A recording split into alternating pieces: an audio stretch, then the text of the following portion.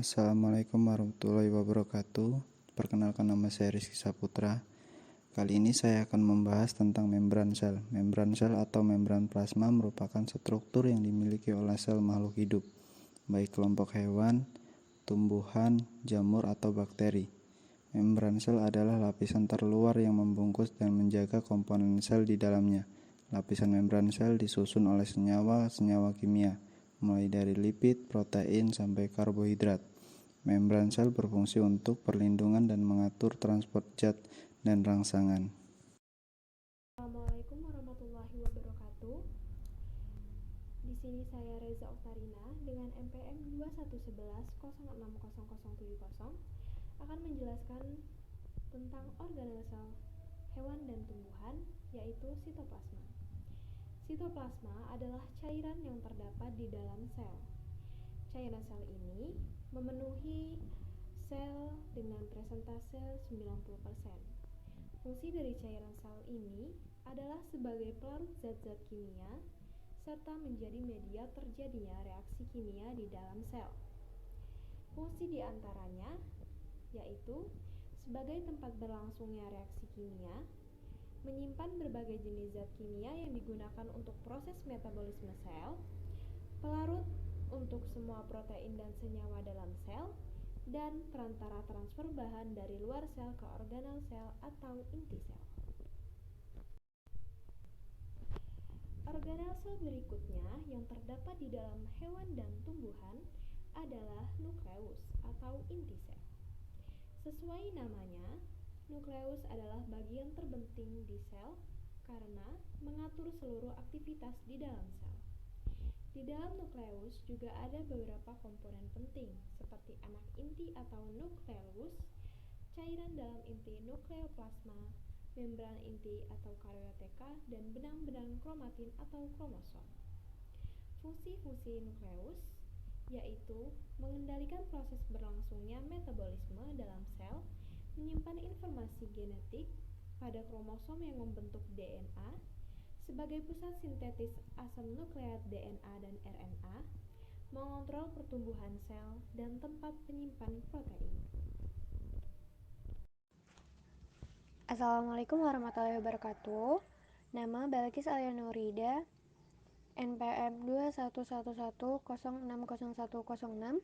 Di sini saya akan menjelaskan tentang bagian sitoskeleton. Sitoskeleton adalah rangka sel yang berbentuk benang-benang halus atau filamen-filamen protein yang menyebar di sitosol. Sitoskeleton juga berfungsi untuk mengatur pergerakan yang ada di dalam sel dan mempertahankan organel-organel sel untuk tetap stay di tempatnya masing-masing. Sitoskeleton terbagi menjadi 3 jenis, yaitu yang pertama mikrofilamen. Mikrofilamen adalah serat protein yang wujudnya seperti benang-benang dengan diameter 3-6 nanometer. Mikrofilamen merupakan filamen tertipis pada sitoskeleton. Kemudian yang kedua ada filamen intermediate. Filamen intermediate memiliki lebar sekitar 8-12 nanometer. Filamen intermediate juga disebut sebagai filamen menengah atau filamen perantara karena letaknya yang berada di antara ukuran mikrofilamen yang lebih kecil dan mikrotubulus yang lebih besar. Kemudian yang ketiga ada mikrotubulus. Mikrotubulus adalah filamen terbesar dari serat sitoskeleton dengan ukuran sekitar 23 nanometer. Bentuk mikrotubulus menyerupai tabung bulat kecil berongga yang terbuat dari tubulin alfa dan beta. Dapat dilihat gambar di bawah. Assalamualaikum warahmatullahi wabarakatuh. Saya Serly Margareta, NPM 2111060149. Di sini saya akan menjelaskan jenis-jenis sel, hewan dan tumbuhan, yaitu tentang retikulum endoplasma. Retikulum endoplasma adalah bagian sel yang berbentuk seperti benang-benang yang ada di inti sel. Retikulum endoplasma tersusun dari selapis membran berlekuk-lekuk dan posisinya di dekat atau menempel dengan inti sel. Ada dua jenis retikulum endoplasma, yaitu retikulum endoplasma kasar dan retikulum endoplasma halus. Permukaan retikulum endoplasma kasar ditempeli ribosom. Jadi, jika dilihat, banyak bintik-bintik di permukaannya. Lalu, retikulum endoplasma halus di permukaannya lebih halus karena tidak ditempeli oleh ribosom. Fungsi retikulum endoplasma yaitu alat transportasi zat pada sel sendiri. Retikulum endoplasma kasar kan ditempeli ribosom, maka fungsinya berkaitan untuk sintetis protein. Sedangkan retikulum endoplasma halus berfungsi untuk sintesis lemak, metabolisme karbohidrat, dan detoksifikasi racun. Di sini saya akan menjelaskan jenis-jenis sel, hewan dan tumbuhan tentang ribosom. Ribosom adalah organel ukuran kecil dan padat yang terdapat dalam sel dan berperan sebagai tempat sintesis protein. Ribosom terdapat dalam sitoplasma dan melekat pada membran retikulum endoplasma ketika berlangsung proses sintesis protein. Di sini saya akan menjelaskan tentang badan Golgi. Badan Golgi merupakan struktur berbentuk kantung pipi dan bermembran ganda yang berperan dalam membentuk membran plasma, lisosom memperoleh dan menampung protein, maupun molekul lainnya yang akan dibawa ke bagian sel lainnya atau sekretori. Dapat dilihat di samping ada gambar struktur badan Golgi. Yang pertama ada sisterna. Sisterna adalah membran penyusun aparatus Golgi yang membentuk kantung-kantung pipih dan bertumpuk-tumpuk. Ia memisahkan antara internal sisterna dengan sitosol.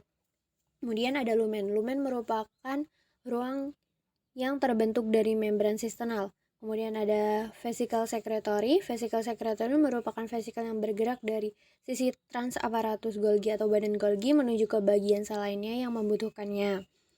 Kekutupan aparatus Golgi. Kekutupan aparatus Golgi merupakan perbandingan daerah-daerah pematangan dari sisternal aparatus Golgi atau badan Golgi. Karena sistem pematangan masing-masing kantong sisternal berbeda-beda, maka disebut kekutupan aparatus Golgi.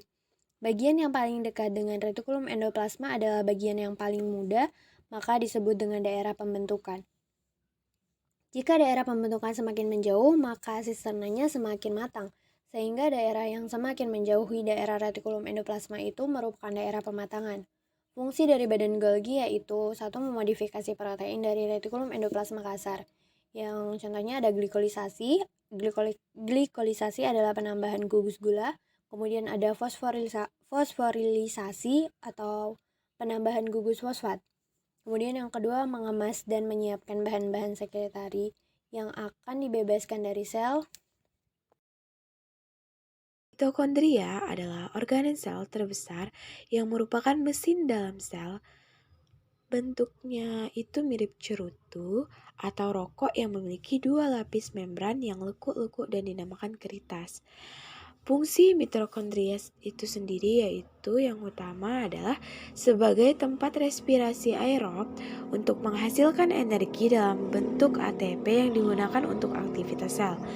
Fungsi lain yaitu sel sinyal untuk sel saraf atau neuron. Nama saya Rahma Meida, NPM saya 2111060065. Di sini saya akan menjelaskan bagian organel sel yang hanya ada pada sel hewan. Yang pertama yaitu sentriol. Pengertian dari sentriol yaitu organel sel yang berbentuk tabung yang bisa ditemukan pada bagian sel eukariota dan berperan dalam pembelahan sel. Sentriol berfungsi mengarahkan kromosom ke kutub berlawanan saat pembelahan sel dan mengatur benang-benang spindle yang dihasilkan sentriol selama pembelahan sel. Yang kedua yaitu lisosom. Lisosom adalah organel sel yang berupa kantung kecil atau bisa disebut vesikel yang berisi enzim lisozim bersifat hidrolitik. Fungsi lisosom adalah sebagai pemasukan makromolekul dari luar menuju ke dalam sel dengan mekanisme endositosis, mencerna materi dengan memakai fagositosis, mengontrol pencernaan intraseluler, dan penghancur organel yang rusak atau autofagi. Assalamualaikum warahmatullahi wabarakatuh. Izin memperkenalkan diri, nama saya Sita Mianur Esa dengan NPM 2111060153. Di sini saya akan melanjutkan presentasi mengenai penjelasan jenis-jenis organel sel tumbuhan dan sel hewan. Baik, saya akan menjelaskan mengenai bagian organel sel yang hanya ada pada sel tumbuhan atau khusus yang ada pada sel tumbuhan. Yang pertama itu ada vakuola. Vakuola adalah organel sel yang memiliki suatu rongga bermembran pada sel tumbuhan, berisi bermacam-macam senyawa makanan, sisa metabolisme, air, dan lainnya.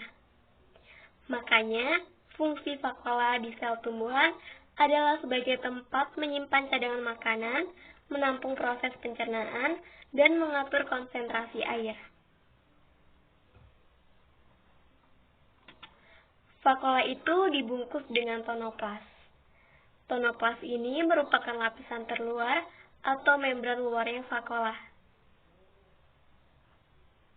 Yang selanjutnya adalah dinding sel. Berbeda dengan membran sel yang dimiliki oleh setiap makhluk hidup, dinding sel hanya dimiliki oleh tumbuhan, jamur, bakteri, dan juga alga. Dinding sel inilah yang membuat tumbuhan menjadi unik dan berbeda dengan sel hewan. Dinding sel ini merupakan suatu lapisan kaku yang mengelilingi beberapa jenis sel.